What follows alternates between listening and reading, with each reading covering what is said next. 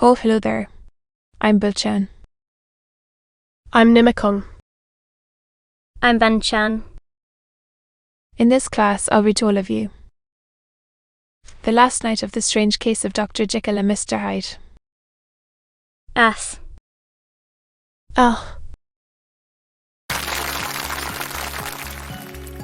The strange case of Dr. Jekyll and Mr. Hyde. Robert Louis Stevenson. The last night. Weste. Utterson was sitting by his fireside one evening after dinner, when he was surprised to receive a visit from Paul. "That's me." "Bill, what brings you here?" he cried. And then taking a second look at him, "What ails you?" he added. "Weste." "Utterson," said the man. "Take a seat." "And here's a glass of wine for you," said the lawyer. "Than. Take your time. You know the doctor's ways." "Sir," replied Poole. "And how he shuts himself up." "Well, he shut up again in the cabinet, and I don't like it. Sure, wish I may die if I like it." "Weste." "Alison." "Than. My good man," said the lawyer. "Be explicit." "I've been afraid for about a week," returned Poole, doggedly disregarding the question. The man's appearance simply bore out his words. His manner was altered for the worse, and except for the moment when he had first announced his terror, he had not once looked the lawyer in the face. Even now, he sat with the glass of wine and tassed on his knee, and his eyes directed to a corner of the floor. "I can bear it no more," he repeated. "Come," said the lawyer. "I see you have some good reason." "Poole, I see there is something seriously amiss." "I think there has been foul play," said Poole. "Horsey." "Foul play," cried the lawyer, a good deal frightened and rather inclined to be irritated in consequence. "What foul play?" "I daren't say." "Sir," was the answer. "Weste." Utterson's only answer was to rise and get his hat and greatcoat, but he observed with wonder the greatness of the relief that appeared upon the butlers. This, and perhaps with no less, that the wine was still intact when he set it down to follow. It was a wild, cold, seasonable night of March, with a pale moon lying on her back as though the wind had tilted her, and flying rack of the most diaphanous and lunny texture. The wind made talking difficult, and flacked the blood into the face. It seemed to have swept the streets unusually bare of passengers. Besides, for Mr. Utterson thought he had never seen that part of London so deserted. He could have wished it otherwise. Never in his life had he been conscious of so sharp a wish to see and touch his fellow creatures. For struggle as he might, there was borne in upon his mind a crushing anticipation of calamity. The square, when they got there, was full of wind and dust, and the thin trees in the garden were lashing themselves along the railing. Bill, who had kept all the way a pace or two ahead, now pulled up in the middle of the pavement, and in spite of the biting weather, took off his hat and mopped his brow with a red pocket handkerchief. But for all the hurry of his coming, these were not the dews of exertion that he wiped away, but the moisture of some strangling anguish. for his face was white and his voice, when he spoke, harsh and broken. "Well," he said, "here we are. An end." "Who?" said the lawyer. Thereupon the servant knocked in a very guarded manner. The door was opened on the chain, and a voice asked from within, "Is that you?"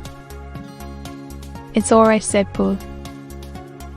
The hall, when they entered it, was brightly lighted up.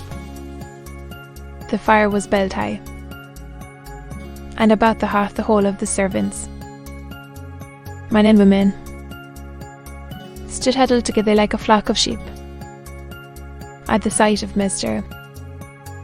Allison. The housemaid broke into hysterical whimpering, and the cook, crying out, "Bless God, it's Mr.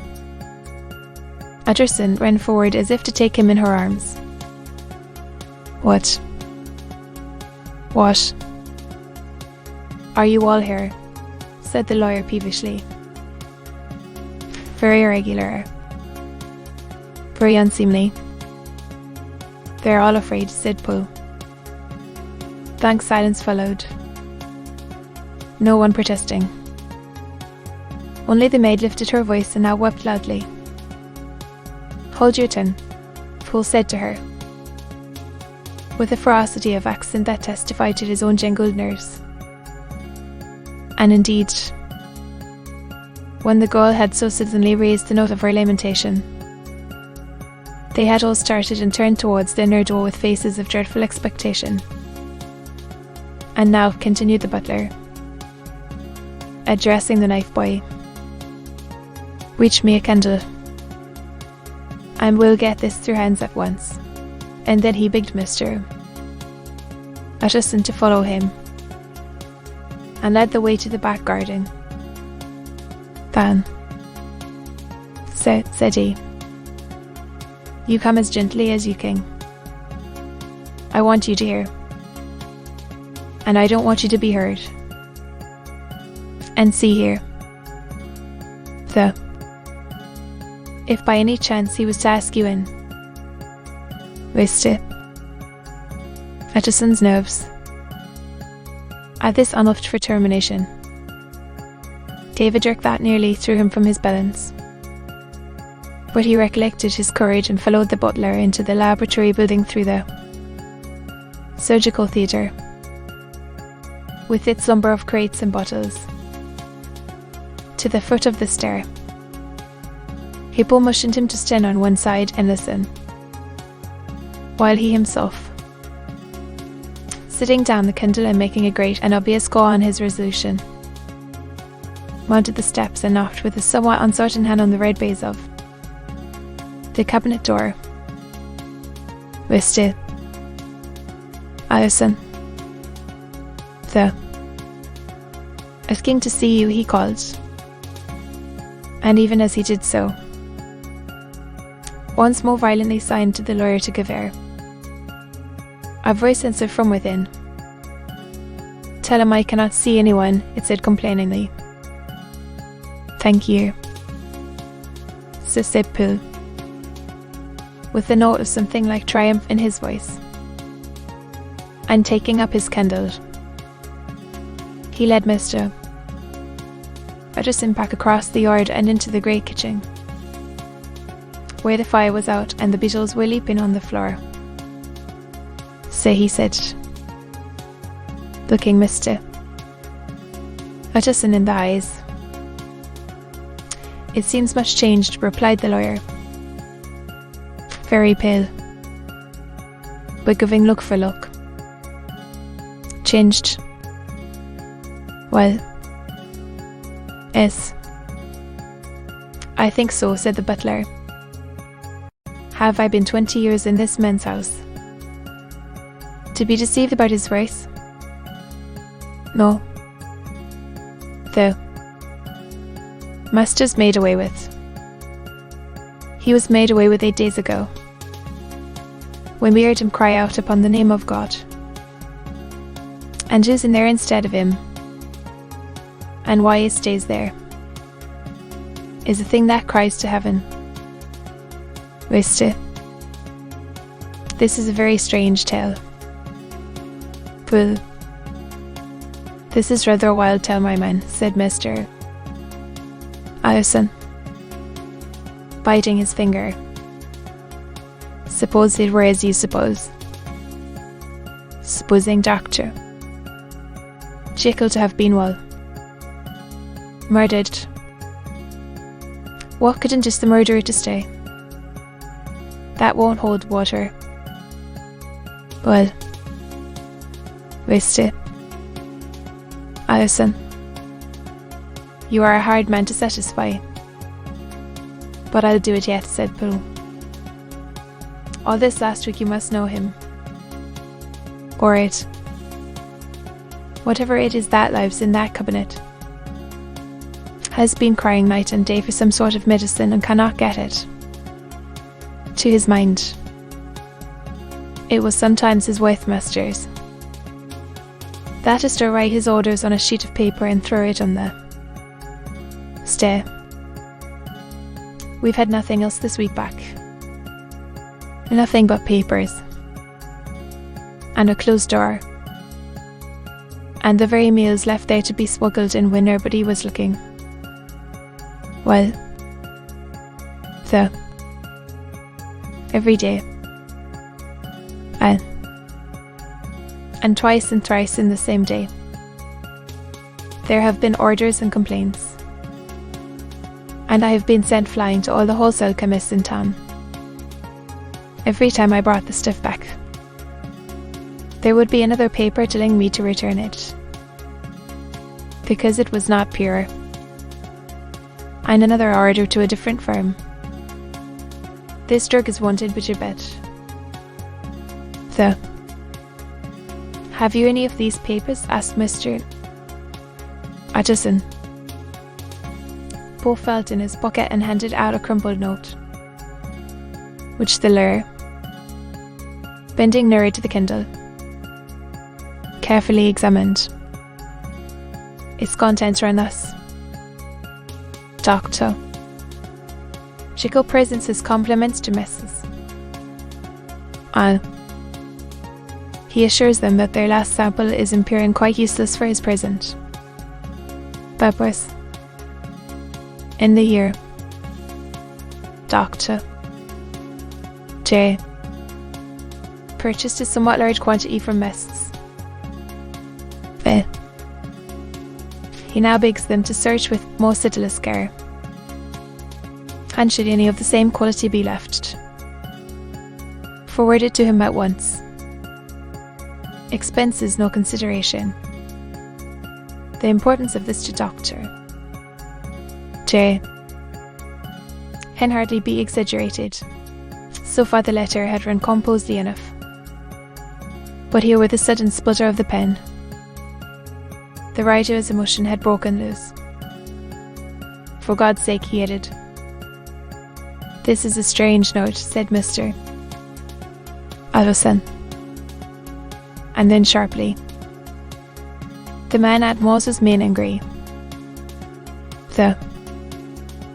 And he threw it back to me like some much dirt, returned Poe.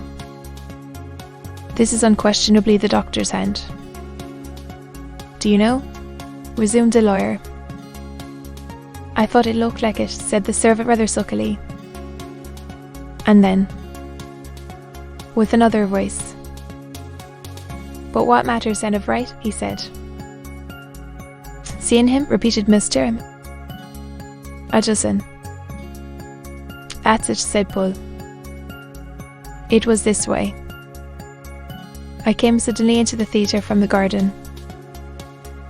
It seems he had slipped out to look for this drug or whatever it is, for the cabinet door was open, and there he was at the far end of the room digging among the grates. He looked up when I came in, gave a kind of cry, and whipped upstairs into the cabinet. It was but for 1 minute that I saw him. but the hair stood upon my head like coals. There. If that was my master, why had he a mask upon his face? If it was my master, why did he cry out like a rat? And earn from me? I have served him long enough. And then the man paused and passed his hand over his face. These are all very strange circumstances, said Mr. Allison. But I think I begin to see daylight. You, master, Bill, is plainly seized with one of those maladies that both torture and deform the sufferer. And, for aught I know, the alteration of his voice, hence the mask and the avoidance of his friends, hence his eagerness to find this drug, by means of which the poor soul retains some hope of ultimate recovery, good ground that he be not deceived. There is my explanation. It is sad enough, Bill, and appalling to consider, but it is plain and natural. Hands well together. Sir, said the butler, turning to a sort of mottled pallor. That thing was not my master. And there's the truth. My master there, he looked round him and began to surprise a tall, fine built of a man. And this was more of a dwarf. The person attempted to protest. Well, Sir, cried Poole, do you think I do not know my master after 20 years? Do you think I do not know where his head comes to in the cabinet? There, where I see him every morning of my life? No. That thing in the mask was never doctor. Jekyll, God knows what it was, but it was never doctor. Jekyll. Fool, replied the lawyer. If you say that, it will become my duty to make certain. Much as I desire to spare your master's feelings, much as I am puzzled by this note which seems to prove him to be still alive. All. Wasted. Allison. That's talking, cried the butler. And now comes the second question, resumed Utterson. Why? You and me. Sir, was the undaunted reply. That's very well said, returned the lawyer. And whatever comes of it. There is an axe in the theatre, continued Poole. The lawyer took that rude but weighty instrument into his hand and balanced it. Do you know, Poole, he said, looking up, you may say so. Indeed, returned the butler. It is well. Then that we should be frank, said the other. We both think more than we have said. Let us make a clean breast. This masked figure that you saw. Well, it went so quick, and the creature was so doubled up, that I could hardly swear to that was the answer. But if you mean, was it Mr. Hyde? Well, yes, I think it was. You see, it was much of the same bigness, and it had the same quick. They were with it. And then who else could have got in by the laboratory door? You have not forgot. That at the time of the murder he had still the key with him. But that's not all. I don't know. Waste it. Allison, if you ever met this Mr. Yes, said the lawyer. Then you must know as well as the rest of us that there was something queer about the gentleman smithing that gave a man a turn he don't know rightly how to say it.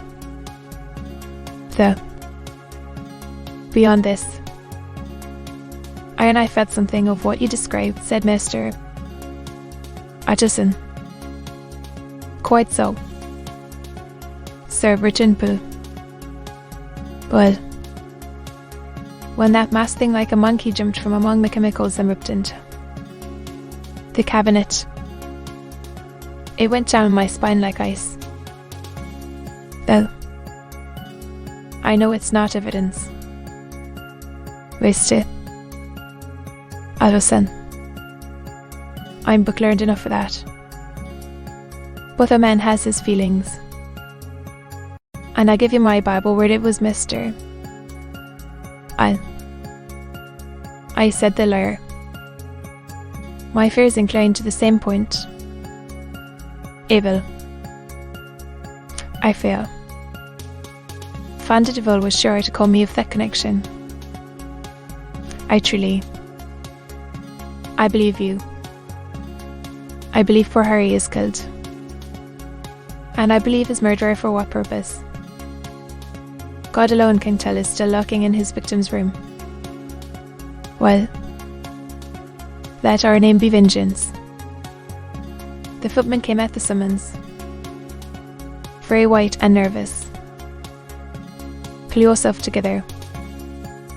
Bradshaw, said the lawyer. This suspense, I know, is telling upon all of you. But it is now our intention to make an end of it. Bill, Eyre, and I are going to force our way into the cabinet. If all is well, my shoulders are broad enough to bear the blame. Meanwhile, lest anything should really be amiss, or any malefactor seek to escape by the back, you and the boy must go around the corner with a pair of good sticks and take your post at the laboratory door. As Bradshaw left, the lawyer looked at his watch. And now, Bill, let us get to ours, he said, and taking the poke under his arm, led the way into the yard. The scud had banked over the moon, and it was now quite dark. They went, which only broke in puffs and draughts into that deep well of building, tossed the light of the candle to and fro about their steps, until they came into the shelter of the theatre, where they sat down silently to wait. London hummed solemnly all around, but nearer at hand, the stillness was only broken by the sounds of a footfall moving to and fro along the cabinet floor. So it will walk all day, so whispered Pull. And the better part of the night, only when a new sample comes from the chemist. There's a bit of a break. It's an old conscience that's such an enemy to rest.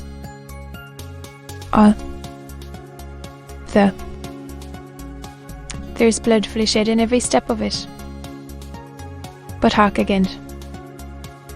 A little close, but your heart in your ears. Waste it. Alison. And Tommy. The steps fell lightly and oddly, with a certain swing.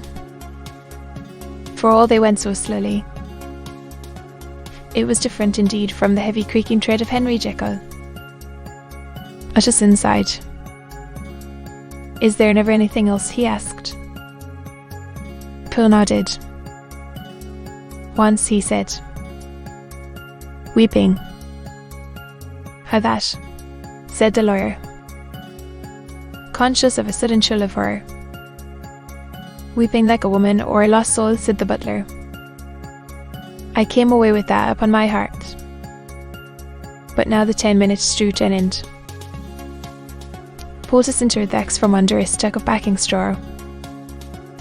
The candle was set upon the nearest table to light them to the attack, and they drew near with bated breath to where that patient foot was still going. Up and down, up and down, in the quiet of the night. Jekyll, cried Edison, with a loud voice. I demand to see you. He paused a moment, but there came no reply. I give you fair warning. Our suspicions are aroused, and I must and shall see you, he resumed. If not by fair means, then by foul, if not of your consent. Edison, said the voice. For God's sake. Oh. That's not Jekyll's voice, it's Hyde's, cried Edison. Down with the door. Poole swung Max over his shoulder. The blow shook the building, and the red baize door leaped against the lock and hinges. A dismal screech, as of mere animal terror. I'm from the cabinet. Up went the axe again, and again the panels crashed and the frame bounded. 4 times the blow fell, but the wood was tough and the fittings were of excellent workmanship, and it was not until the 5th that the lock burst and the wreck of the door fell inwards on the carpet.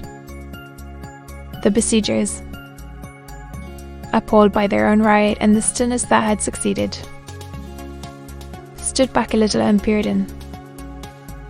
They lay the cabinet before their eyes in the quiet lamplight, a good fire glowing and chattering on the hearth, the kettle singing its thin strain, a drawer or two open, papers neatly set forth on the business table, and near the fire, the things laid out for tea. The quietest room, you would have said, and but for the glaze presses full of chemicals, the most commonplace that night in London. Right in the middle there lay the body of a man sorely contorted and still, twitching. They drew near on tiptoe, turned it on its back and beheld the face of Edward Hyde. He was dressed in clothes far too large for him, clothes of the doctor's bigness. The cords of his face still moved with a semblance of life, but life was quite gone, and by the crushed vial in the hand and the strong smell of kernels that hung up on there, Edison knew that he was looking on the body of a self-destroyer. We have come too late, he said sternly. Whether to save or punish, Hyde has gone to his account. The far greater proportion of the building was occupied by the theatre, which filled almost the whole ground story and was lighted from above, and by the cabinet, which formed an upper story at one end and looked upon the court. A corridor joined the theatre to the door on the by-street, and with this the cabinet communicated separately by a second flight of stairs. There were besides a few dark closets and a spacious cellar.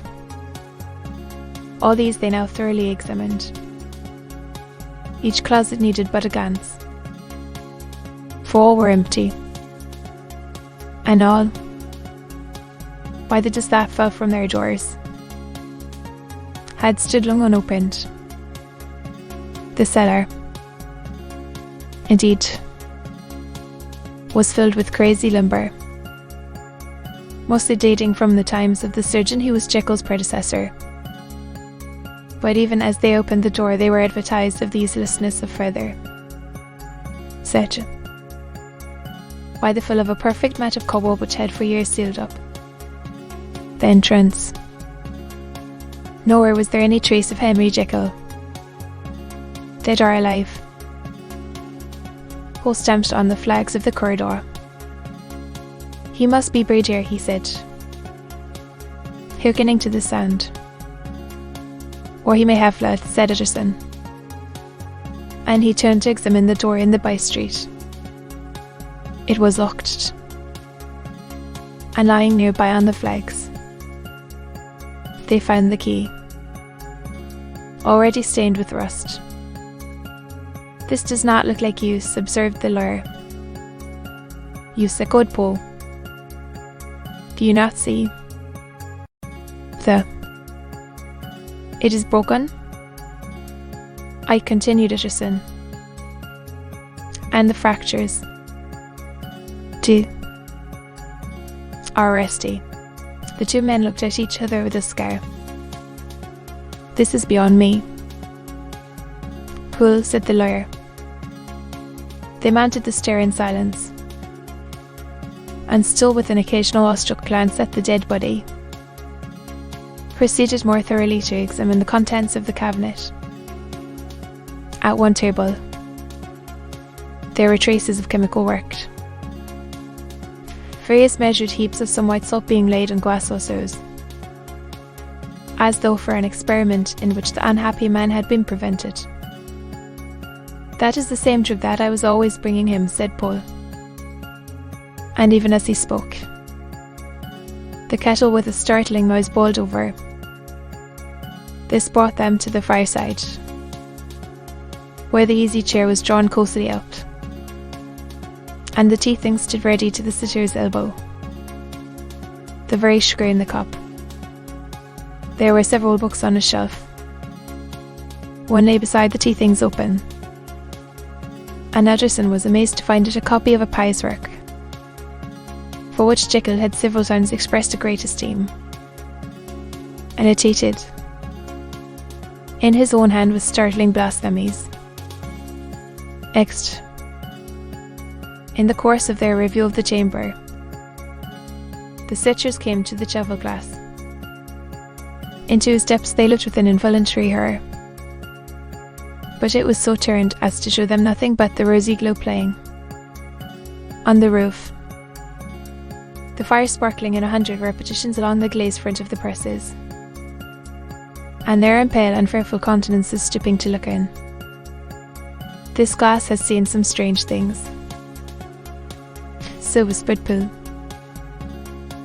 "And surely none stranger than itself," echoed the lawyer in the same tones. For what did Jekyll have caught himself up at the word with a start? And then, conquering the weakness, what could Jekyll want with it, he said. "You may say that," said Poole. Next they turned to the business table. On the desk, among the neat array of papers, a large envelope was uppermost, and bore, in the doctor's hand, the name of Mr. Utterson. The lawyer unsealed it, and several enclosures fell to the floor. The first was a will, drawn in the same eccentric terms as the one which he had written 6 months before, to serve as a testament in case of death and as a deed of gift in case of disappearance, but in place of the name of Edward Hyde. The lawyer, with indescribable amazement, read the name of Gabriel John Utterson. He looked up Poole, and then back at the paper, and last of all at the dead malefactor stretched upon the carpet. "My head goes round," he said. "He has been all these days in possession. He had no cause to like me. He must have raged to see himself displaced." He caught up the next paper. It was a brief note in the doctor's hand and dated at the top. "Oh, Poole," the lawyer cried. "He was alive and here this day. He cannot have been disposed of in so short a space. He must be still alive. He must have fled. And then, why fled? And how? And in that case, can we venture to declare this suicide? Well, we must be careful. Why don't you read it?" "Sir?" asked Poole.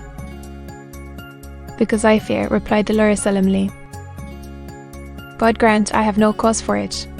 And with that he brought the paper to his eyes and read as follows.